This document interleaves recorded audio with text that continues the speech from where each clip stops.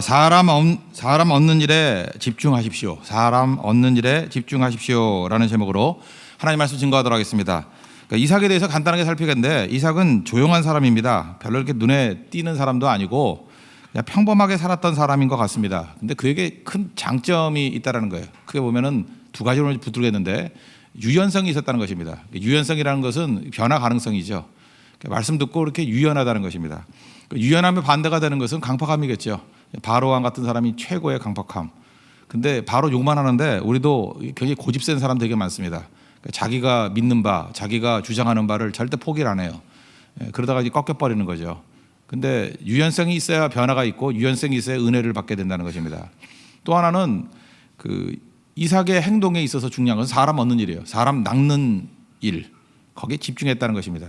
그러다 보니까 다른 건 다 잃어버려도 사람은 얻게 되는 일, 특별히 대적인 아비멜렉까지도 얻게 되는, 르호봇이라는 말 자체가 이게 넓어졌다 그런 뜻이지만 룸이라는 뜻이 있습니다. 공간이 있는 인생, 넓은 공간.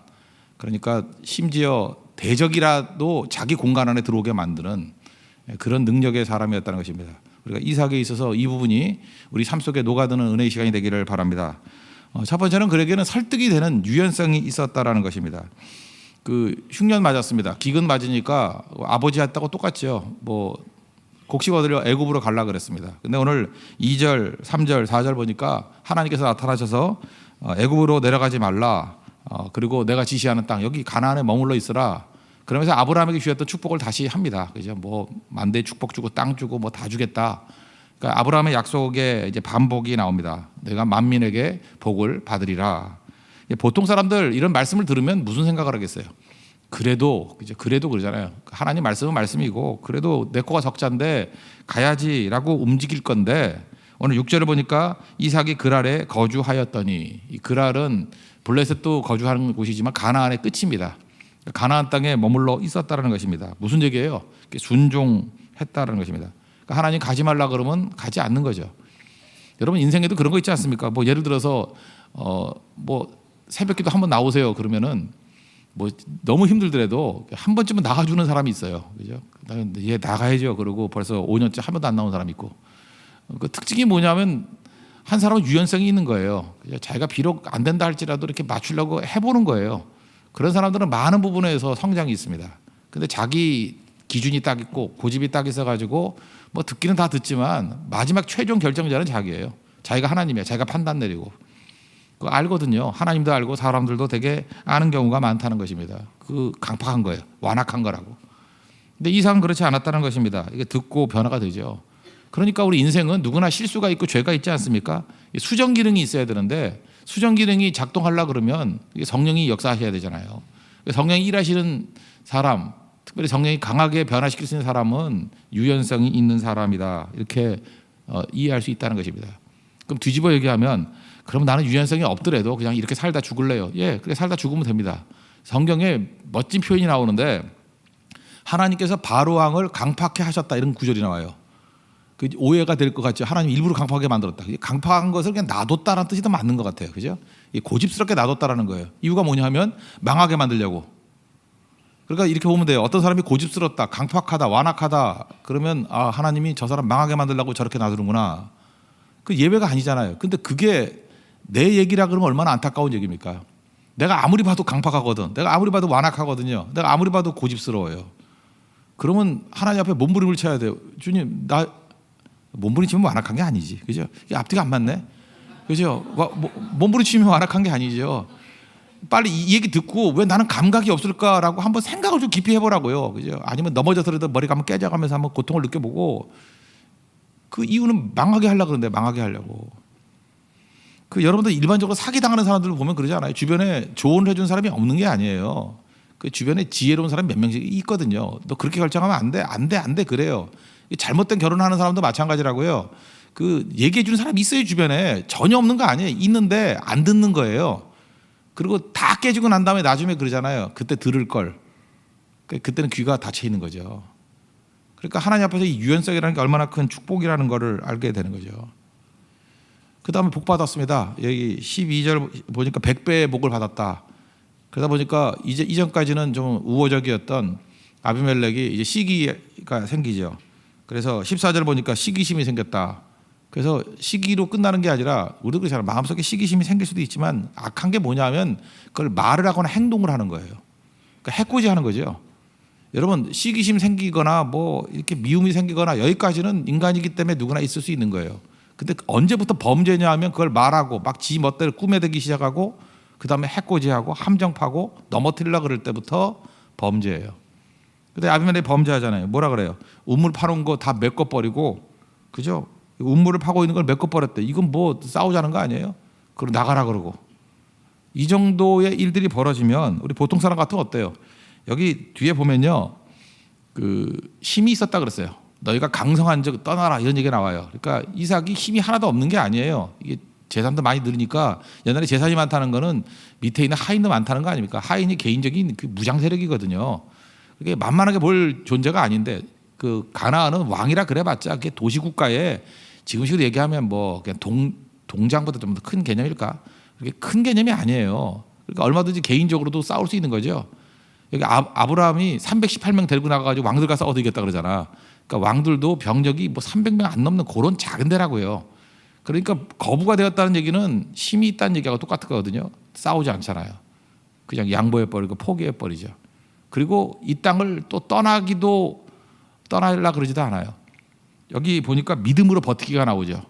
우리 인생 가운데는 둘 중에 하나잖아요. 싸울 것인가 도망칠 것인가. 제3의 길이 있습니다. 믿음으로 버티기도 있어요. 믿음으로 버티기. 그래서 믿음이라는 그 히브리 단어가 에무나인데 에무나가 견딤, 버팀 그런 거죠. 말씀 붙들고 버팀, 믿음 붙들고 버팀. 그래서 그 자리에서 버틴다고요. 그렇지만 절대 사람은 놓치지 않는 그런 모습이 있더라는 것입니다.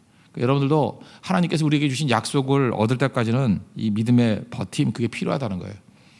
그러나 그런 유연성을 가지고 하나님께서 이 자리에 있으라 그랬으니까 그 말씀 붙들고 환경을 변화시키잖아요. 그죠? 고난을 변화시키잖아요. 어렵더라도 여기 있어야지. 그죠? 자기 편안함을 추구하지 아니하고 약속 붙들고 유연성을 가지고 버티고 있습니다. 이 성도의 삶이라는 것입니다. 그리고 두 번째 내용은 뭐냐면 그가 버티는 목표가 있다라는 거예요. 목표가 뭐냐면 하나님 약속이고 또 하나는 사람입니다. 이거는 우리도 마찬가지예요. 하나님 약속을 붙들어야 되고요. 또 하나는 사람 없는 쪽으로 가면은 절대 부작용이 없다라는 것입니다. 여기 이제 우물 사건이 나와요. 하나님이 복 주시니까 우물을 팠더니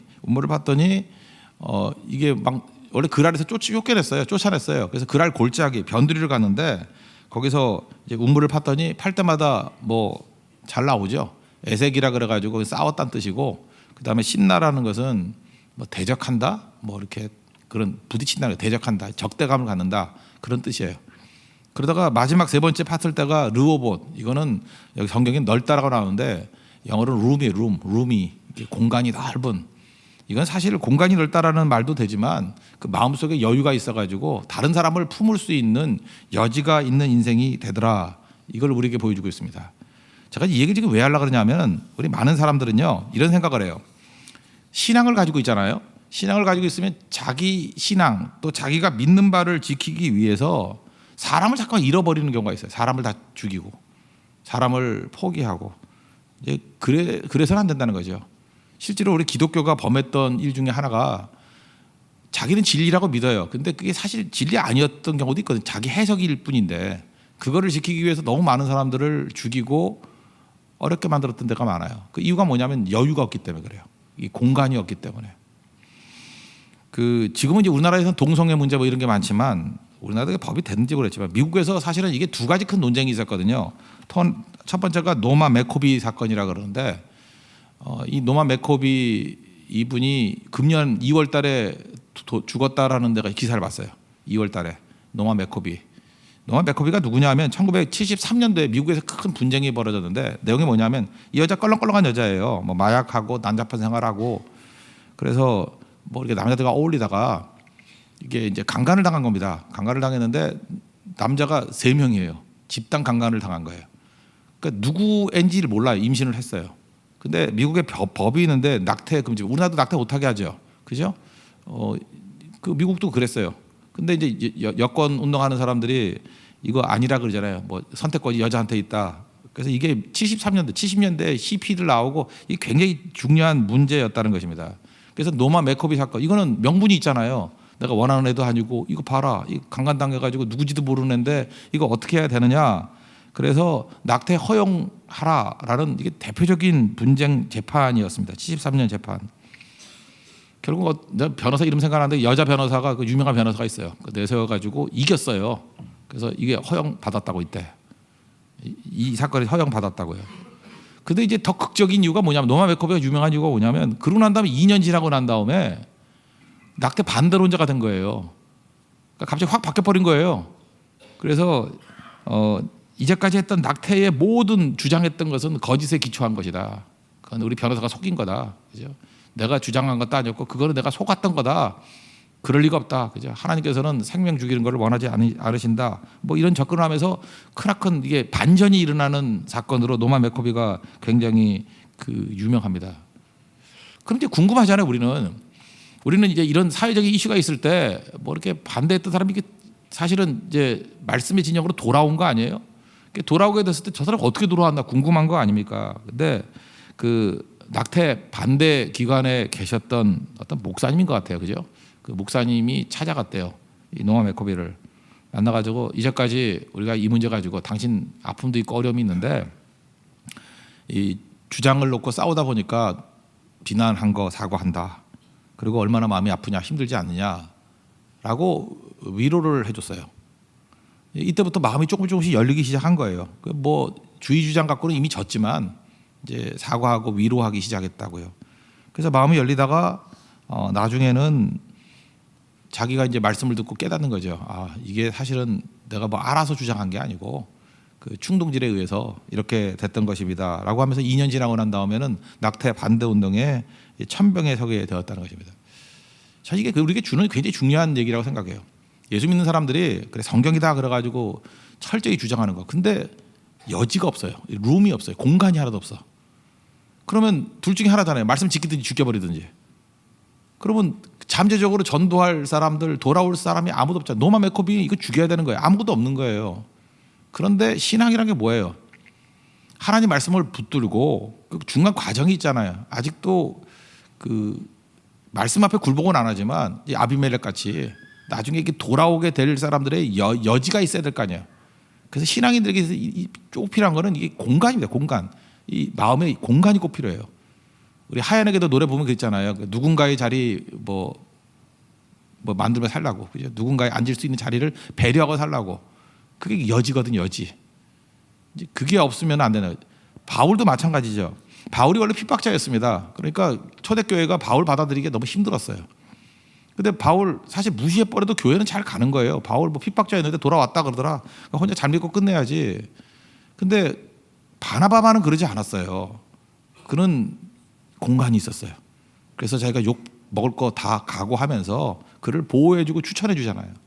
만약에 바나바가 없었다 그러면 우리 신약성경에 나오는 이런 하나님께 쓰신 최고의 전도자가 선교사가 어떻게 나올 수 있었겠습니까? 그러니까 핍박자에서 전도자로 변화가 되었다. 사실은 그 중간에 바나바라는 여유로운 사람, 그죠? 이 마음에 공간이 있는 사람이 있었기 때문에 이런 일이 벌어지게 되었다는 거예요. 이게 이삭이거든요. 우리 안에 이삭이 필요한 거예요. 이삭의 믿음 저버리지 않아요. 가나안 떠나면 안 된다는 것과 하나님 말씀을 지키고 있어요. 그럼에도 불구하고 그 말씀을 지키지 않는 모든 건 다 대적이다. 그래서 이 원론으로 우리 편 아니면 적이다. 여호수아가 그랬잖아요. 그런 식으로 싸우던 사람이 아니라 나도 과정이 필요했잖아요. 나도 과정이 필요했기 때문에 하나님 말씀을 붙들면서 버티는 거예요. 공간을 가지고. 그런 사람에게는요, 이 회심자들이 나와요. 변화된 사람이 나와요. 함부로 비난 안 해요. 그냥 여지를 두고 견디는 거예요. 거기에 가능성이 있다는 것입니다. 그 사람 다 얻잖아요. 르호봇 하면서 나중엔 땅도 얻고 사람도 얻고 다 얻게 되더라는 것입니다. 이거 기독교 역사를 보면요, 여러분들 기독교인과 유태인들에 대해서 어떻게 생각하십니까? 유럽에서 주로 많이 벌어진 일인데 유럽에 있는 유태인들 이게 얄미운 거예요. 유태인 역사를 보면 지금 여기 나온 이삭하고 너무 비슷한 거예요. 유태인들도 핍박당해서 쫓겨가잖아요. 쫓겨가면 하는 일마다 잘 되는 거야. 유태인들은 땅 못 사게 했어요. 토지 구입권을 안 줬어요. 안 주니까 하는 일이 뭐예요? 장사해야죠. 장사를 너무 잘하는 거야. 그죠? 그 다음에 그 돈 갖고 하는 금융업에 나가는 거예요. 지금 금융업. 지금도 유럽의 금융 다 잡고 있잖아요. 그 땅 못 사게 해서 그래요. 그랬더니 금융을 하는 거죠. 그러니까 뭘 못하게 하면 딴 데 가서 파면 우물이 터지는 것과 똑같은 거라고요. 그러니까 화도 나죠. 시기심도 생기고. 유럽의 역사가 그런 거예요. 유태인들을 핍박하는데 핍박하면 할수록 잘 되더라. 뭐 이런 건데. 그래서 주기마다 유태인과 좋은 관계를 맺었던 데도 있지만 유태인들 진짜 핍박이 되게 많았어요. 12세기, 15세기 뭐 대형 핍박이 되게 많았어요. 여러분 그거 아시죠? 흑사병 돌 때 유럽 인구의 3분의 1이 죽었어요. 그러면 정치가들은 그러잖아요. 이거 뭔가 이렇게 희생양이 필요한 거 아니에요. 그래서 거짓말 만들어냅니다. 생각보다 세상 사는데 거짓말 많습니다. 뻔한 거짓말인데 우리도 거짓말인지 알면서도 그냥 믿고 싶으면 믿어버리는 게 인간이에요. 그 범죄, 공동 범죄거든요. 유태인들이 우물에 병균을 뿌렸다. 그래서 흑사병이 돈다라고 해서 그 한 지역에 있는 유태인 다 죽었어요. 이 히틀러만 죽인 게 아니에요. 그 이전에도 엄청난 핍박이 있었다고요. 그럼 그때 기독교인들이요, 뭐 다 기독교인이지만 특별히 양심적인 기독교인조차도 침묵했어요. 뭐 나서 가지고 내가 어려움 당해. 그리고 약간은 좀 동조하는 것도 있거든요. 그동안 배 아팠는데 잘 됐다. 그게 범죄 아니에요? 그래서 무너졌다고요. 유태인들이요, 나중에는 그 16세기 넘어서는요, 억지로 끌어다가 예배 드렸어요. 교회에다가 데려와 가지고 예배 드렸어요. 그리고 설교 끝나면은 박수 치게 만들었어요. 끌려와 가지고. 그러니까 힘이 없으니까 끌려와 가지고 그냥 예배 드리고, 억지 예배가 그래서 안 된다는 거죠. 억지 예배. 그리고 박수 쳐주고. 그러니까 이가 갈리는 거죠. 그 예수 믿지 말자는 거죠. 그 믿음을 억지로 하는 거 아니거든요. 그래서 그 베니스 상인 그거 보면 나오잖아요. 여러분들은 뭐 이런 얘기하면 긴장하고 뭐 그런데 그냥 그런 책 있잖아요. 베니스 상인 보면은 샤일록이 그 주인공하고 그러잖아요. 그 내가 너한테 거래도 하고 사업도 하고 다 할 수 있지만 그 식사는 같이 할 수 없다고. 거기 식사 거절하는 얘기가 나와요. 그게 무슨 얘기입니까? 너희들하고 교제하는 거 싫다는 거예요. 관계 맺기 싫다는 거예요. 이가 갈리는 거예요. 그 유럽에 살고 있는 유태인들 그런 아픔들이 있었거든요. 그런데 이유가 뭐냐면 외식이라는 거예요. 너희 그리스도인들 맨날 사랑하는데 무슨 놈이 사랑이냐는 거예요. 실제로 위선자들이지. 필요할 때는 나서고 아닐 때는 침묵하고. 근데 지금 유태인들 중에 믿는 사람들이 막 나오기 시작하는데 그 이유가 언제냐? 2차 대전 이후예요. 아마도 유태인들이 주이시 크리스찬들이 나오기 시작한 거는 2차 대전 이후였던 것 같아요. 근데 그 이유가 뭐냐? 나치가 막 학살했잖아요. 그때 뭐 독일에 있는 많은 교회들이 다 동조해 버렸습니다. 그 우리가 말하는 뭐 보네폴을 비롯해서 그 고백교회 몇몇 사람만 반대했지 다 동조했어요. 거기 교회가 그랬다고요. 그런데 북쪽에 있는 나라들 있죠. 뭐 노르웨이라든지 핀란드라든지 덴마크라든지 그 4국 있잖아요. 덴마크까지 포함해서 스칸디나비아 3국, 그러니까 스웨덴, 이 나라들이 도왔어요. 특별히 유태인들이 어디로 도망가면 되느냐? 덴마크로 도망가면 되고 노르웨이, 핀란드로 도망가면 됐어요. 그리고 당시에 이제 이들을 전적으로 보여준 나라가 스웨덴이거든요. 그래서 유태인들은 스웨덴으로 가면 산다 그랬어요. 스웨덴. 그래서 스웨덴들의 엄청나게 많은 유태인들이 도망을 쳤습니다. 스웨덴. 그래서 그들의 내용은 뭐냐 하면 이거예요. 이거 말도 안 되는 어려움 당하는 사람들을 도와줘야 된다는 거예요. 그래서 북유럽이 그때부터 하나님께 복을 받기 시작한 것 같아요. 그 원래 얼어붙은 땅이고 별 볼 일 없는 땅이었는데 하나님께 그때부터 부어주기 시작했어요. 우리 노키아로 알고 있는 핀란드 있죠. 뭐 교육 때문에 요즘 좋아하는데 핀란드가요 중요한 결정을 내렸어요. 그 핀란드가 결정을 내린 게 뭐냐면 독일하고요, 나치 독일하고 불가침 조약을 맺었어요. 그때는 이제 러시아도 있고 해서 이 핀란드가 이게 중간쯤에 있으면 좋거든요. 그래서 불가침 조약을 맺는데 이 별로 세지도 않은 나라가 핀란드의 이 불가침 조약 그 조건이 뭔지 아십니까? 그때 핀란드에 유태인들이 1,700명이 있었어요. 우리 핀란드에 있는 1,700명의 유태인들 손대지 않는 조건으로 불가침 조약을 맺은 거예요. 만약에 이 1,700명 중에 단 한 명이라도 건들면 조약 파기고 무조건 전쟁 선언이다. 핀란드 그 조그만 나라가. 이거 여러분 생각해보세요. 여러분 같은 거 동조하겠어요? 아니 그 1,700명의 유태인 살리겠다고 국가의 운명을 걸 수 있냐? 걸었어요. 그때부터 국가의 품격이 올라간 거예요. 핀란드 그 유태인들이 지금도 핀란드에 대해서 엄청난 마음의 빚을 지고 있어요. 조약에 1,700명의 유태인들 지키자라는 조약을 맺었다고. 그 사인했어요. 나치에서. 그래서 핀란드가 그때부터 그죠? 이 희생하는 모습들. 그 다음부터 주이시 크리스찬들이 그런 얘기를 하는 거예요. 믿고 난 다음에 이제까지 너희 그리스도인들이 사랑하는데 이제까지 뭔지 몰랐는데 하나 봤다라는 거예요. 저거구나. 그 당시에 많은 사람 변화시키지 못했습니다. 그런데 그걸 통해서 여유가 생기잖아요. 이 룸, 공간이 생기잖아요. 그때부터 변화가 되더라는 거예요. 이 시대에 이삭이 필요합니다. 지금은 여기 극단적인 사람, 별 생각 없이 그냥 주의 주장 외치고 우리 편, 네 편 나누는 사람. 지금 세상이 하나님과 똑같은 일 하고 있어요. 교회가 그거 아니거든요. 우리 뭐 철저히 안 믿어요? 하나님 말씀 철저히 믿어요. 하나님 말씀이 진리라고 믿고 이 진리를 양보할 마음 전혀 없어요. 이거에 대해서 목숨 걸 마음이 있어요. 그렇지만 이 내가 해석한 이 진리를 지키겠다고 사람을 죽이는 쪽으로 가면 안 되고, 또 하나 목적이 이 죄인들을 건지기 위해서 우리가 쓰임 받는 종들 아니에요. 나도 죄인이었고. 그렇다 그러면 이 공간이 필요해요. 루오봇이 필요한 거예요. 공간이. 이 과정이 필요한 거라고요. 노마 맥코비, 그죠? 이게 낙태주의 주장을 했지만 그 사람을 버려서는 안 되잖아요. 그 사람을 위로하고 품어주다 보니까 머리가 돌아온 케이스예요. 돌아오지 않는 사람도 있을지도 몰라요. 근데 이제 낙태 반대 전에 2년 동안에 무슨 일이 벌어졌는지 아시겠죠? 이게 복음의 역사라고요. 그 다음에 주이시들은 절대 변화 안 된다고 생각했는데 요즘에 주이시 크리스찬들이 너무너무 많잖아요. 지금 뭐 온누리교회도 보니까 무슨 뭐 주이시 목사님 오셔가지고 막 집회도 하고 막 그러시대. 그런 일들이 옛날에 없었거든요. 전혀 역사상. 근데 그 단초를 마련했던 게 어디냐? 스칸디나비아 4국이에요. 덴마크, 노르웨이, 핀란드. 그리고 전적으로 담당했던 건 스웨덴이고, 대표적인 협정에 의해서 싸웠던 사람들이 핀란드고. 이게 크리스찬 모델입니다. 이게 이삭이에요. 그래서 이삭과 같은 이런 모습으로 사람 살리는 일에 집중할 수 있는 믿음의 종 되기를 바랍니다. 우리 성경 전체가 뭐라 그랬어요? 사람 살리는 걸 했죠. 예수님이 제자들 부르실 때 사람 낳는 어부가 되리라. 사람이 중요하다. 다윗이 왜 중요해요? 그 시글락에서 처자식 다 잃어버렸을 때 어디로 갔는지 모르잖아요. 아말렉. 근데 길거리에 가다가 죽어가는 애굽 소년 살렸죠. 사람 살린다고. 그랬더니 그 애굽 소년이 방향 가르쳐줘가지고 다 건져내고, 그 다음에 힘이 없어서 쫓아가지 못했던 200명까지도 똑같이 나누어 주고. 다 사람이에요. 사람. 이게 복음의 능력입니다. 그러니까 우리 두 가지 붙들어야 돼요. 진리의 말씀, 또 하나는 사람 낚는 어부. 이 두 가지, 이게 이삭의 특징이었다는 것입니다. 그죠? 복음 앞에서는 자기 자신이 내가 깨지는 거예요. 진리 앞에서의 유연성, 그리고 사람 낚는 어부가 되는 거.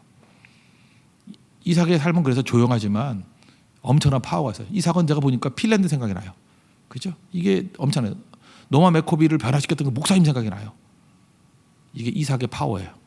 우리에게도 이런 능력과 은혜가 있는 우리 하나님의 거룩한 백성 되기를 바랍니다. 예, 모두 자리에서 일어나겠습니다. 채워주셔서 찬양하겠습니다. 오늘은 기도할 때요, 사람 때문에 고생하는 분들 있죠. 사람.